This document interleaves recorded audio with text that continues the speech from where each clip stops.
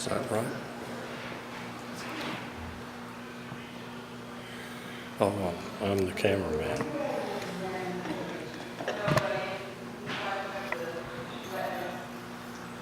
My name is Bianca Canis, and I'll be talking about Nicolae Ceausescu and his presidency from 1965 to 1989.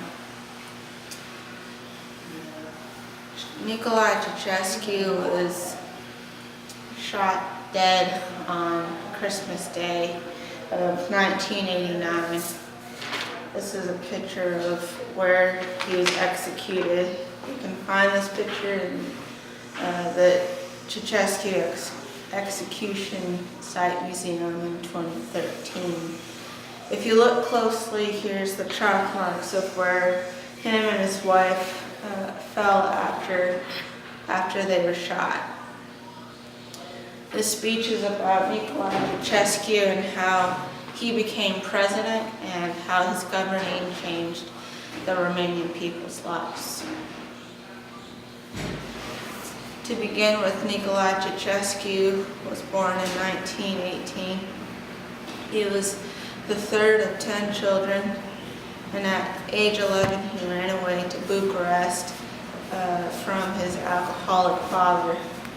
It was there that he got involved with the communist youth, and it was illegal at that time, so he was in and out of jail various times. Although the last time he was in jail, he was cellmates with George Dea. They became close friends, and George Dea became president, and Ceausescu looked up to George Dea and learned the things that he did while governing. And 17 years later, George Dea passed away due to cancer. And since Nicolae Ceausescu looked up to George Dea, he was George Dea's protege, and so he automatically got the next place in presidency. So this is a picture of Nicolae Ceausescu when he became president in 1965. This is a Romanian communist online photo collection picture. Ceausescu was interesting. The people from the West enjoyed his difference in governing, and also he helped resolve peace in the Middle East. He had this idea to make Romania a world power or a superpower by buying oil refineries and borrowing money from the West to get these oil refineries working. But then the oil dropped extremely, and so he realized he needed to pay this money back. And by doing so, he exported most of the goods and needs also the majority of their electricity away in order to pay back the money that was towards the oil refineries. And also he had this idea that Romania could be like China or the US, that Romania could be strong again, and so his way of doing that was by telling the women to have as many kids as possible, and that meant having no abortions, no birth control, which led to a lot of abandoned children, and these children ended up in orphanages, which for them, they ended up being neglected, which was kind of interesting. Here Ceausescu is trying to pay his debt back by taking the things that they need, at the same time telling them, have more kids, and it just, good intentions, but they didn't necessarily work.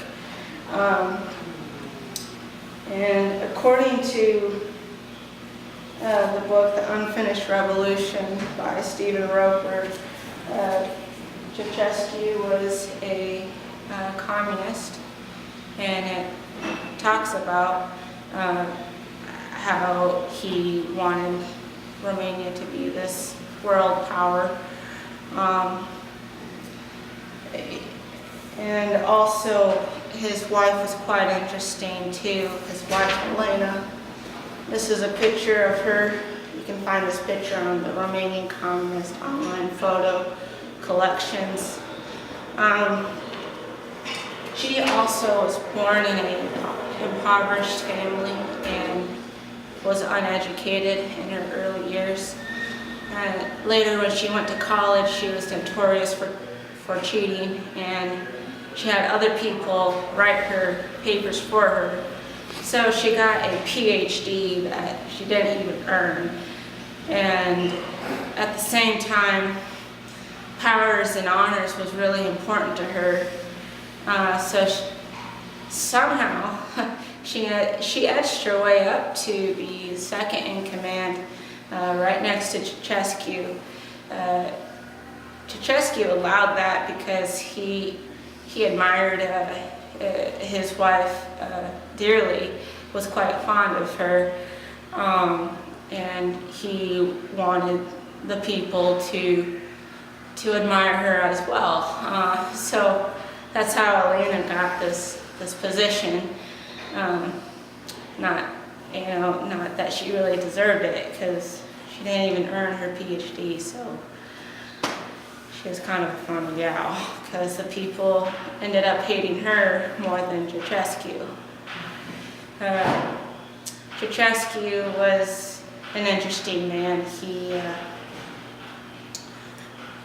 He was faithful to his wife, and he was willing to wait 17 years, so he was patient in becoming president. And even though he led the Romanian people to poverty, he paid the debt back. All in all, that slides into the fact that he was uneducated and ill-equipped for the job. And he allowed things to go over his head. Even though he was working on paying back the debt, people would try to inform him about the orphanages, but he purposely denied that there was an issue, and he was irresponsible as a president to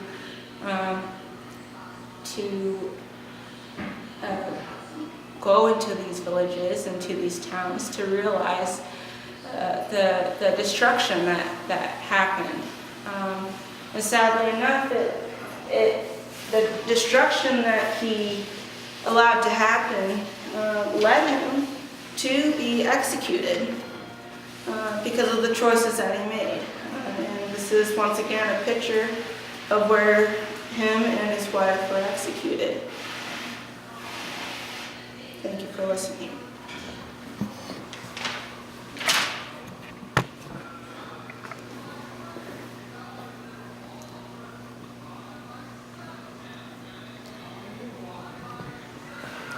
I'm still here too.